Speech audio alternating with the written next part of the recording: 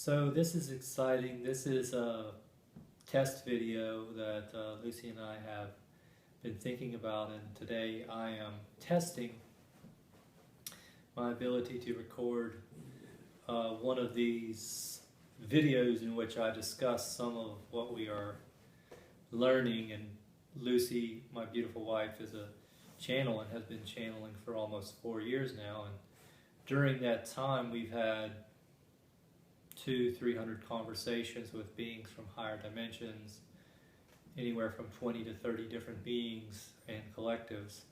And so in addition to the information that we have learned from these beings, their energetic vibrations have raised our energetic vibrations, which has been an amazing experience and not always an easy experience, as many of you who may be watching could possibly identify with.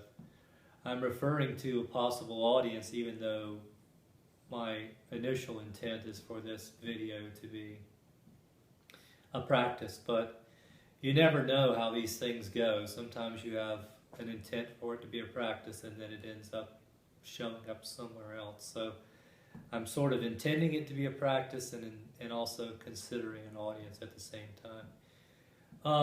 I wanted to talk about a vision that came through a week or so ago, which is has some components that many of you are probably already familiar with, but it came to me in such a way that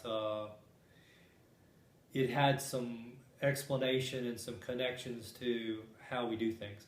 Essentially, this diagram explains the deeper meaning of the symbol of the cross, or one of the deeper meanings of the symbol of the cross. And I'll show you the diagram here. So you see these rows of stick figures here. So this row that extends upward vertically and this row, these represent people at different points of their lives. So this was 2012, 2015, 2017, the same person, okay? And so what the mind does is it weaves together these memories of moments and then creates a picture of who you are, and that becomes your identity or your ego. And that's the part of you that you think is you. If you are in a 3D state of mind in which you see yourself as a body around other bodies, and that's your reality. And that's one way to be in the world, is to just think of yourself as a body. Now, of course, the drawback to that way of thinking of yourself in the world is that when it comes time for this incarnation to be finished, it's a scary thing, because this identity, this ego that you've built is dissolving, so to speak. If you identified yourself as a very strong person physically, and then you have a stroke or you have some other kind of physical episode, this is before you even die. This is what happens to us in our lives as well. We have moments when this structure that we've built about who we are begins to crumble a bit, or it begins to falter, or begins to dissolve. Mm-hmm. And now, this other circle, of course, these are other people. Each of these are 3 separate people, and then these are the same people at different times. So these are other people's egos and identities. And there's only 3 here, but imagine you can extend this out, okay? So this horizontal circle has to do with the connection to all beings. That moment when we feel that we are connected to the all, source, to God. Now, I hesitate to use the word God because it's been utilized to represent a separate being that is sort of like a grandfatherly figure. I'm using the conception of source as being something that we all participate in, we are connected to. And that's what this horizontal circle is about. It's the being within the connection of connecting to everyone in your essence and in their essence. So that's what this horizontal circle represents. Now, what we're called to do, and what the big challenge of being in the 3rd dimension with objects and linear time, is to be in this position right here and be aware of the horizontal circle and the vertical circle at the same time. So this is what I think Jesus meant when he said to be in the world but not of the world. Because if you're here, you're aware of what your identity is, especially to other people, whether you be a teacher or an engineer or a chef or whatever, or a father or a mother or a brother or a caretaker or whatever it is. You're aware of this identity, but you're also connected to this realm, which is connected to the all. And so spiritual masters are able to do this. And this is what Jesus did. He was able to maintain his connection to this horizontal and the vertical at the same time. And there's no coincidence that the symbol that is now identified so deeply with his presence and with his lessons is the cross, because this is the deeper meaning of the cross, this ability to be in two worlds at the same time. Now, in our day-to-day lives, especially the way that our modern world has evolved, we rarely, the average or typical person rarely has the opportunity to step into this horizontal realm. Some of the ways that you can do that are by spending time in nature in which you're just appreciating nature as opposed to utilizing it for some kind of sporting activity or something like that. That's a little bit different because your focus is on something related to ego or personality. Another example of being in the horizontal is meditating after you've meditated for a while and you have the experience of feeling that connection. And I had to bring up meditating for a while because I wanted to add this in because many people try meditating and then they feel like it doesn't work for them, or they feel like somehow it's too difficult.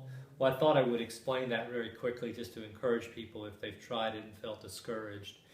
If you are in this spot and you have primarily experienced yourself this way as an ego and an identity, and you sit down to meditate to try to experience this horizontal circle, what happens is this particular vertical circle is going to go off like an alarm.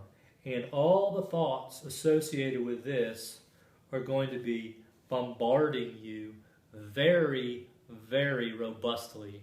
In other words, you're going to have thoughts about, this isn't a good use of your time, you're not doing this right, this is a waste of time, your leg is going to get cramped if you stay like this forever.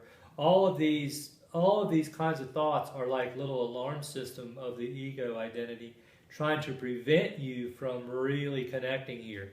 And this is why people that begin meditating often are very, very frustrated, because they have expectations, and in the end what they experience are a lot of fearful thoughts related to this other identity that they have worked with their whole lives. This has been building for their entire lives, and they sit for the first time hoping to expand out into this, and what they get instead is an intensification of the fears associated with this circle.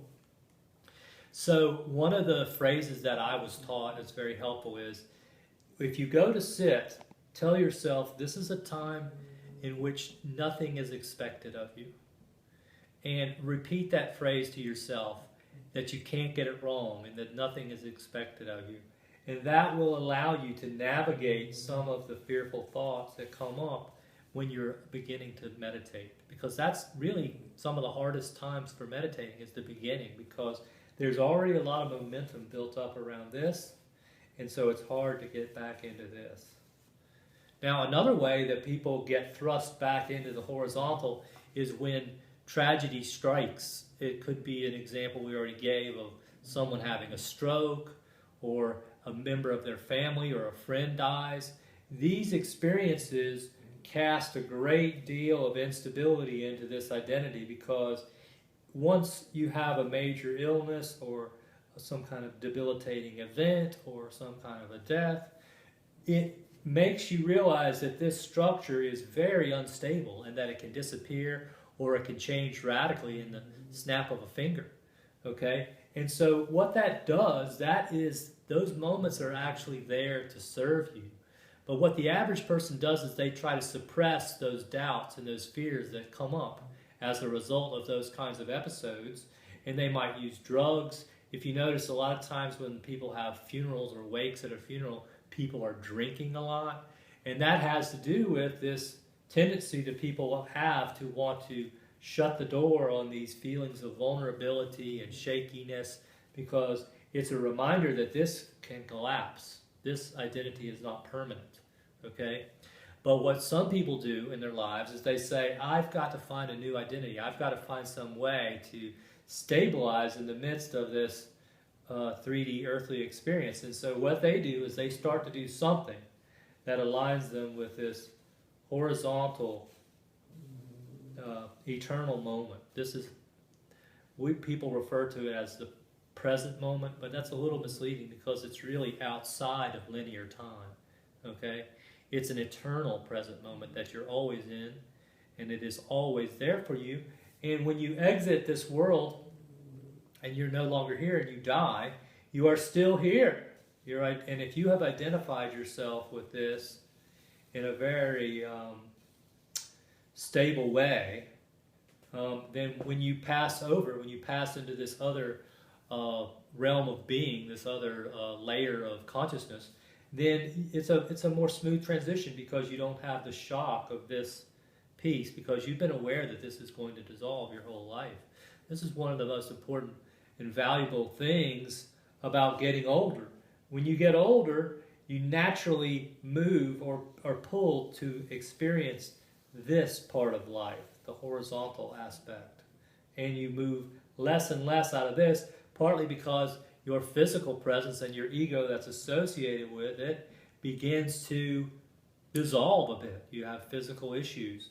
And the benefit of this, which is never stress in our society, because we live in a materialistic society in which everyone is valued for their bodily appearance or their accomplishments with money and other objects.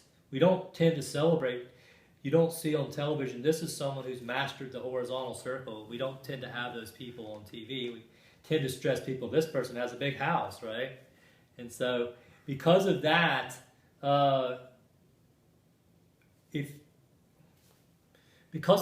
it's important that if you can, to identify within your life at some point and maybe create a practice that helps you to identify with this.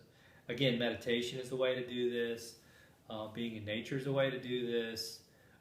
It's important that whatever it is, you don't put expectations on yourself. Because if you put expectations about good or bad, you can easily turn this thing into another ego. I've seen people even do this with meditation, where they brag about how long they can sit while other people are having to sit in a chair. They're sitting in perfect lotus position the whole time. And you see what they've done is they've taken a spiritual practice, which was here, and they've turned it in an ego and an identity thing here, okay?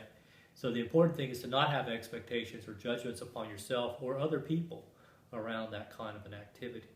And so I think that's good enough for today. This is a practice video, and I wanted to share with you some of what this cross diagram brought to me.